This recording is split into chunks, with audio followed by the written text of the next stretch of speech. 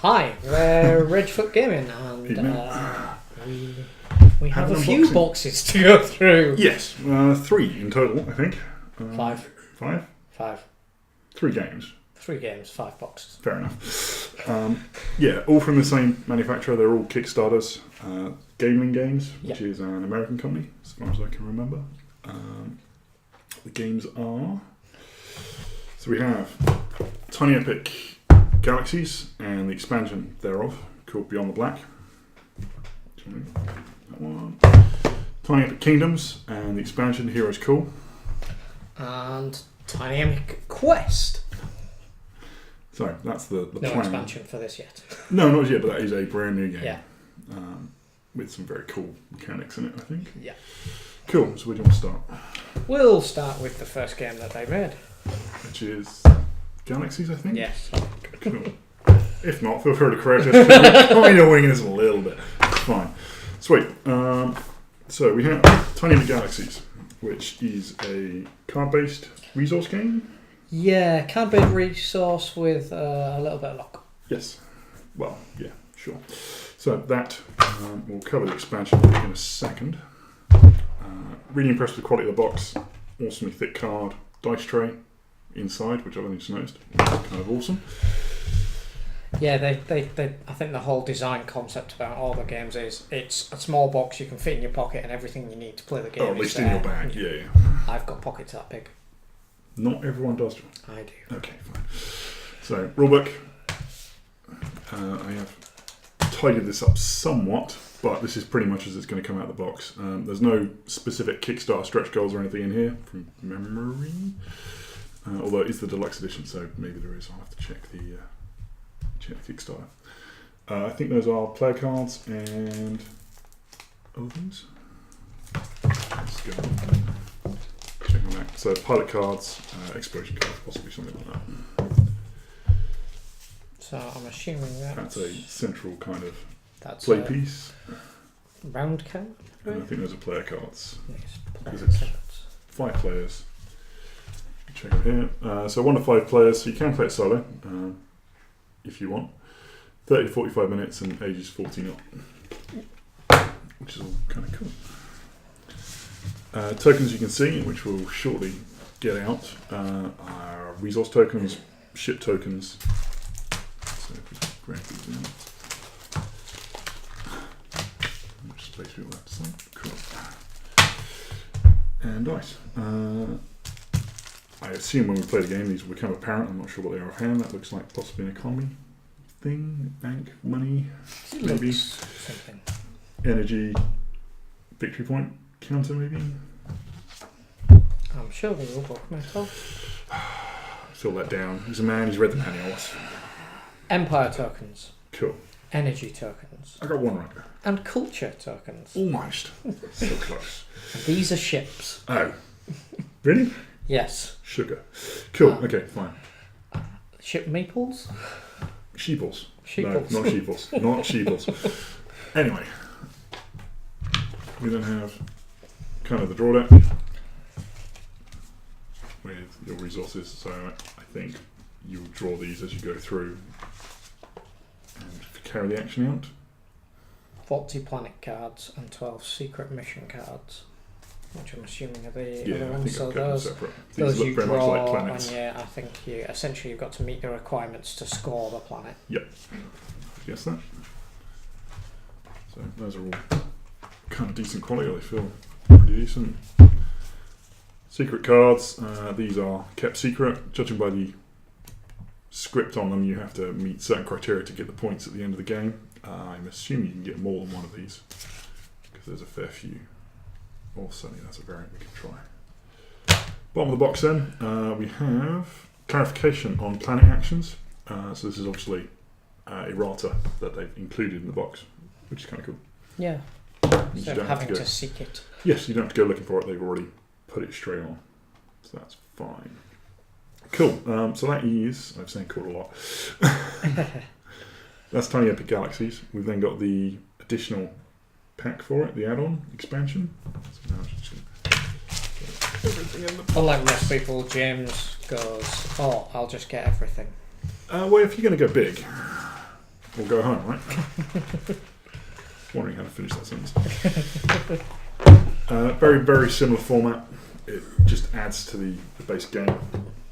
The slightly cool thing that came with it is this thing, which looks just like a piece of cardboard, but it binds both boxes together, as you saw at the start of the video. So, again, I think it's extra mechanics, these things. Yeah, so now you can upgrade your ships, you can add pilots to the ships, and explore the unknown universe, apparently. But It's just more depth and better replay value, I guess. Let's see. Box is the same, complete with another dice bay this time instead of dice tray. Rulebook. Different types of ships.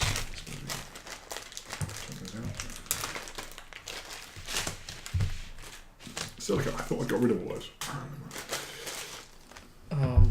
So yeah, we have different types of ship now, I think. they all seem a lot similar but legally distinct from famous ship class Any types other of ships? some other. I can see one of our cameramen wandering in there to have a look.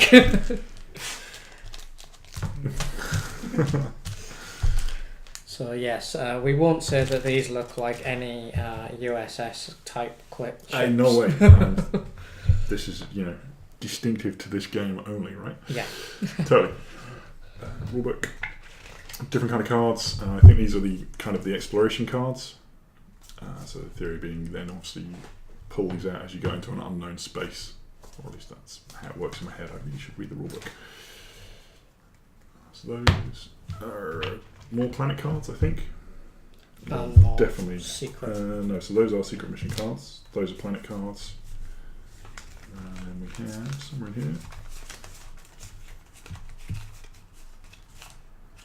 Cool. Pilots. So this, by the looks of it, gives you have to have the right pilot for the right ship type, and it gives that ship a specific ability. So, for instance, this one, it gives you 2 resources instead of 1 when you're collecting resources. So it gives you the ability to tailor your stuff. If you want to see a pilot that's going to fit your strategy, you obviously go nuts to get that one. That one, Bandit, that can fit multiple ship types, and then you're stealing resources from the steal 1 resource from each player with a ship landed on that planet. So again, there's a little bit of douchebaggery. That wasn't intentional, but I'm taking it because that's all good. So yeah. We all like our douchebaggery and hidden trade games. Indeed. Well, almost everyone likes the hidden trade games. Almost.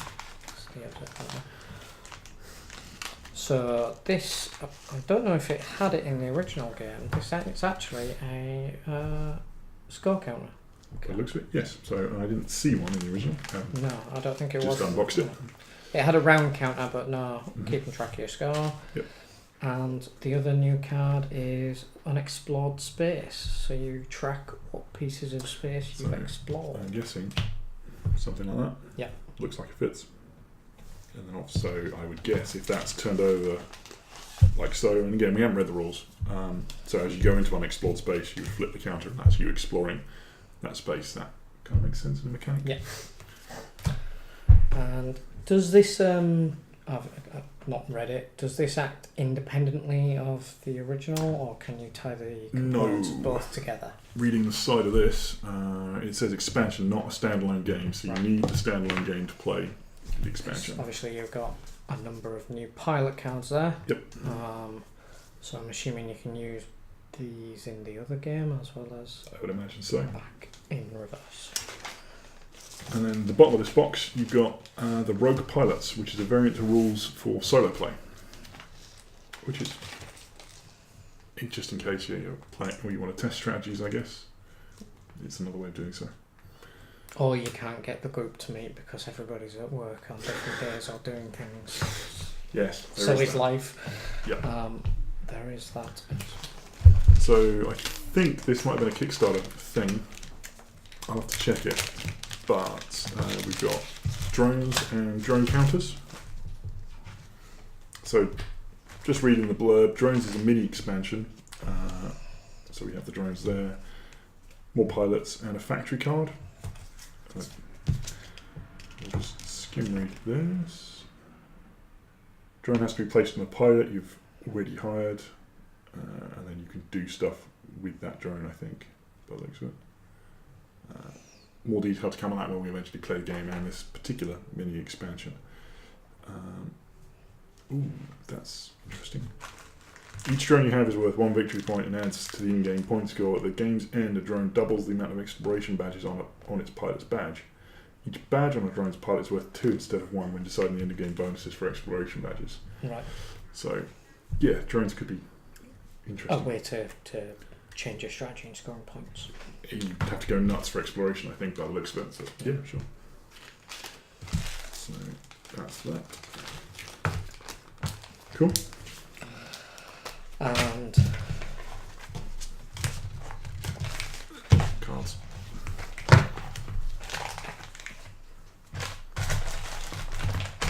do you want to go with that one? This is the I think it's mechanic, but yeah, sure, can do. Yeah, just to go over the mechanical difference. Cool. I don't know if there is a mechanical difference. So we then got these two, which is Epic Kingdoms. So far as I can tell, it's a very similar mechanic, but fantasy as opposed to space. So the idea being it's still card-based resource games.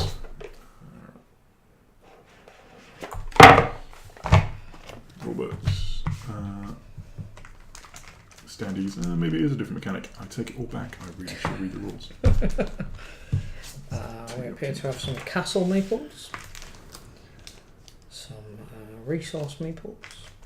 Exploring lands and factions, expanding kingdoms, exploiting opportunities, and exterminating all those who question your rule, but so will everyone else. So it's a...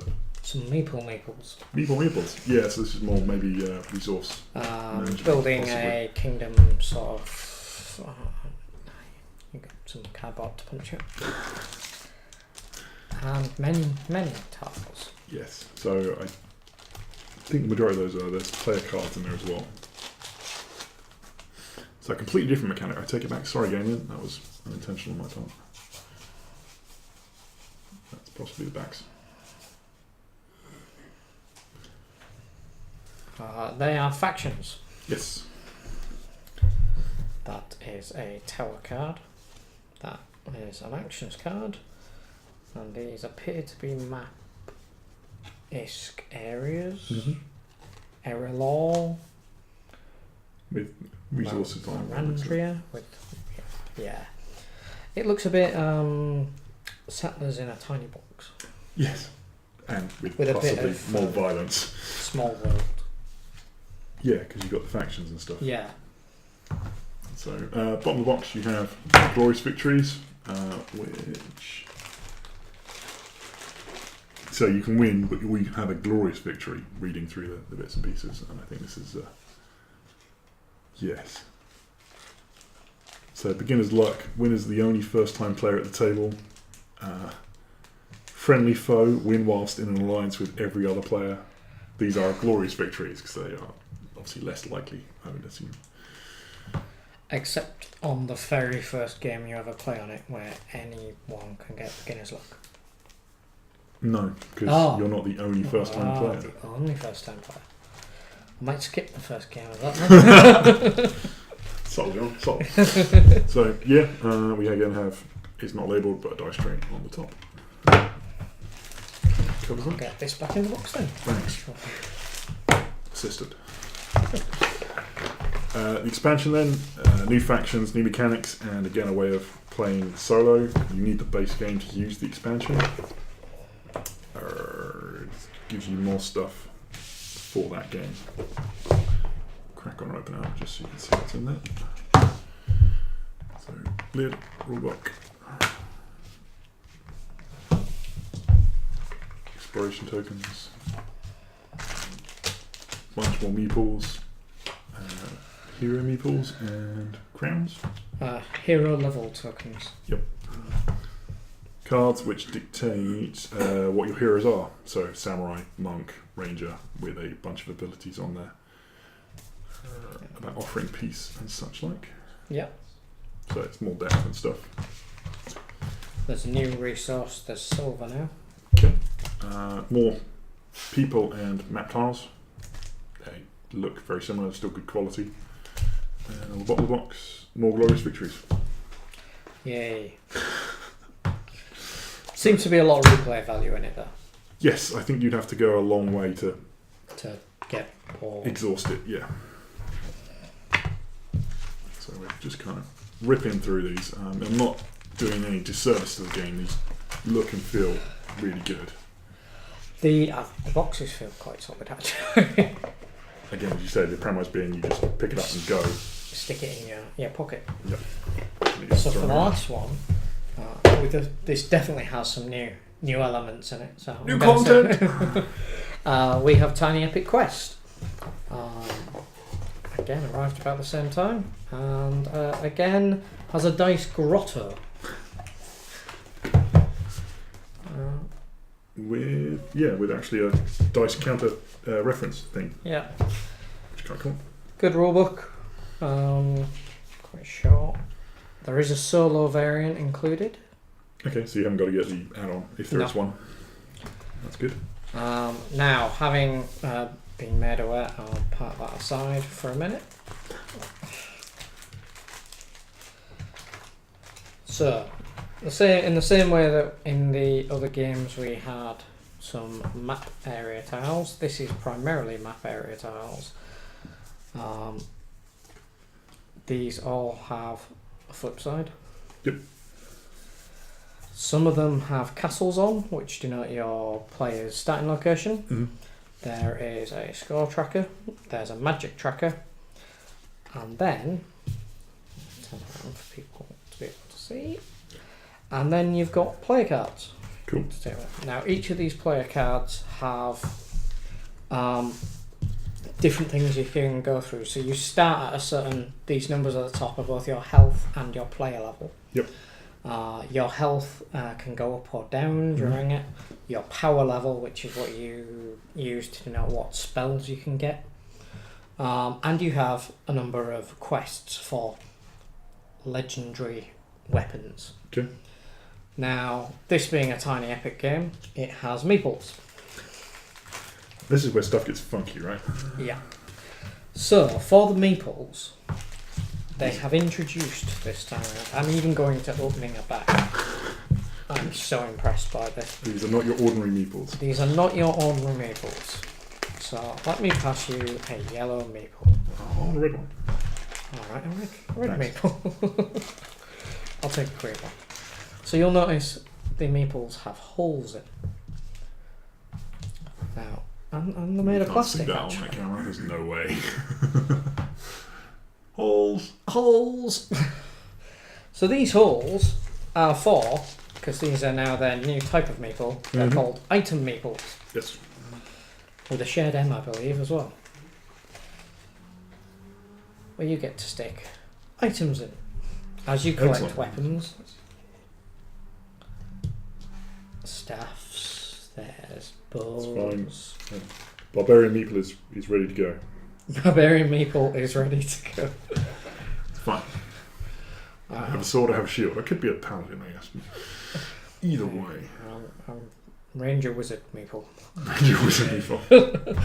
So this gives it an extra element because you are collecting items. So you're not only questing for points, you're questing for items to actually get you the quest finished easier, to be able to take on the evil goblins that are attacking the townsfolk. It's having that visual representation as well. Yeah, it's quite good. But not only do they have that, there is also a constructible item rack to stick your weapons to. And I've not put this together ever, so... I think the easiest way is put it flat on the table when it goes... Yeah, let's just put it together like that. So you can store the weapons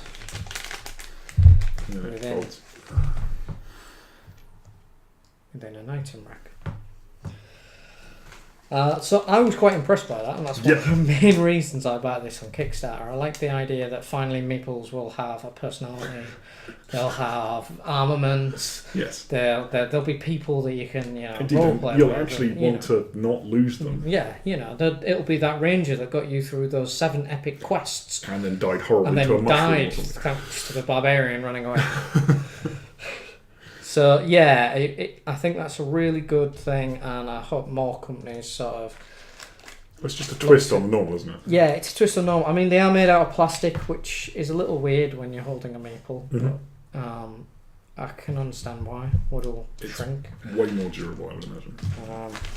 I may have found the missing part to the item rack. Yes, I should now flex. I don't know where it goes, but yeah. I think the idea is they just lean against each other. I think so. So, you battle goblins, various minions in there. There's some dice.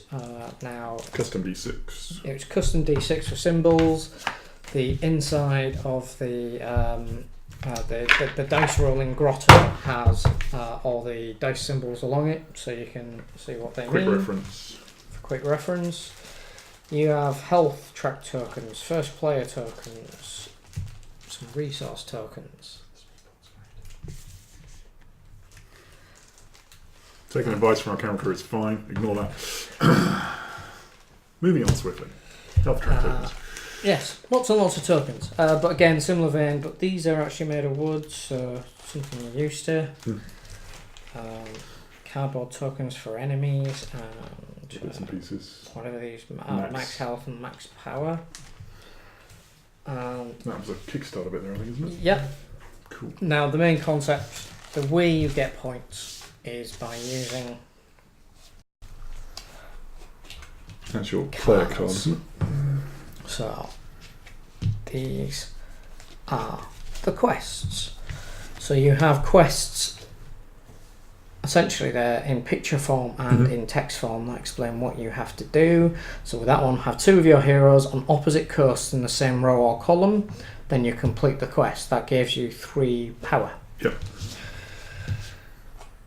Have all 3 of your heroes on temples. Gains you 3 health. Now these are randomly drawn, so there will be 3 active at any time. Any player can attempt to complete them by setting up. There's a day phase and a night phase. Some things you need to do at night. Obviously, killing goblins always happens at night. The setup, though, for opposite ends of the coast and things like that can happen in day. Because that's when you're moving and stuff, yeah. Your movement is a little unique in that you have 5 methods of movement: by horse, by ship, by raft, and by griffin, and by foot. So, to show you these, basically the first player chooses how he wants to move. He will then move it up. He elects to make his movement, so let's say it's by raft. That means he can head up or down a river on the same line. In the all the other players then get to choose if they want to stay idle or do the same thing. Once every player's had a go, you flip it over, turn it around. Next player, this is all still 1 day cycle, chooses horse. So it's up to 4 players, so 4... Oh, that gets vicious. Yes, so you all get to choose whether you want to move or not. Yep. But someone may have used up the lateral movement you wanted to do after your diagonal movement to get you where you want to think. There'll always be at least 1 card that remains unused. They get recycled back in after the night cycle, and you start the next day. I think there are 5 rounds to the game. It's limited to rounds. So you can see moving to particular points on the map to complete certain quests will be quite difficult, and as only 3 remain active at any one time, everyone's going to be trying to go for them. There are it some, should be quite obvious who's going for what, because you'll see them. Yeah, a lot of the ones that gain power, everybody gains like a power level. It's a group shared thing. Gaining energy and health is just yourself. I think the goal of the game is to literally be the most tiny epic quester in the kingdom and beat all the other kingdom like little castles. Okay, so this is a versus game as opposed to it's cooperative. Not cooperative. Much as the other 2 were versus. But yeah, I'm really impressed by the quality of the components. I've Yeah, watched same. a lot of the videos that they did when they were running this Kickstarter and how to play, and yeah, it looked really, really interesting. And I think there's still that element of dare I say it, doing something to annoy your other fellow players.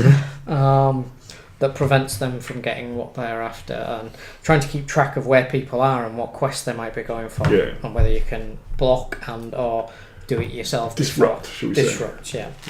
So yeah, I really like the look of the game. I'm certainly looking forward to playing it. More videos to come. But that is now 5 tiny epic boxes. Ta-da. So the games themselves, the ones that James went over before, the 2 core games are already in retail, aren't they? Yes, they are. They're available on Amazon, probably, or whoever your favourite games retailer is. So those 2. The expansions I have no clue about. You. So they've literally just arrived from a Kickstarter. I would like to think they'll be going into production if the first 2 were. Certainly, I think you can buy them directly from Gamelyn Games. You can for these 3. So I'd like to think everything else you can as well. Again, with Tiny Epic Quest, it's only just come out of Kickstarter, so it will hit retail. I'm not sure, however, whether some of the items will be in there, such as the mini expansion. Just doing a barcode check. All these ones have barcodes. I'm assuming that does have a barcode. I don't know whether the mini expansions will be included in non-Kickstarter versions, because each one had a tiny mini expansion. So this one is the quest for golden mushrooms, which is about as twee as it sounds. Yes, anything for. It was a Kickstarter. I'm not going to argue about it. Yeah, a stretch goal. It was a free stretch goal. Indeed. I believe, I'm not sure about yours, but mine definitely arrived on time. I think there was a small shipping delay, but that was about it. There was on Galaxies, I think, but Kingdoms was pretty much spot on. Yeah, which is rare for Kickstarter, full points something we like to see. Definitely. I'm really happy with the quality. I haven't seen the other boxes. It looks like it's just something. From when I was unboxing them and I'm just checking the contents, they're awesome. Just the quality on the box and the cards and stuff. I'm not sure if we're sleeving, maybe. Yeah. We'll see how it goes. Yeah, you've got that whole thing of sleeved cards falling off each other. Then. But I expect you'll see us playing some of these at least soon, and added to the list of games we're yet to play. They're on the backlog. There is a large backlog, and its order of priority keeps changing, so we will get back to you with at least one of these games at some point. Surely. I don't know. I'm going to vote for the item meeples, just because, Okay. Ranger Bob can appear. Ranger Bob. Okay, cool. But yeah, we are Ragefoot Games. Look out for more unboxings and games soon. Coming shortly. Thanks.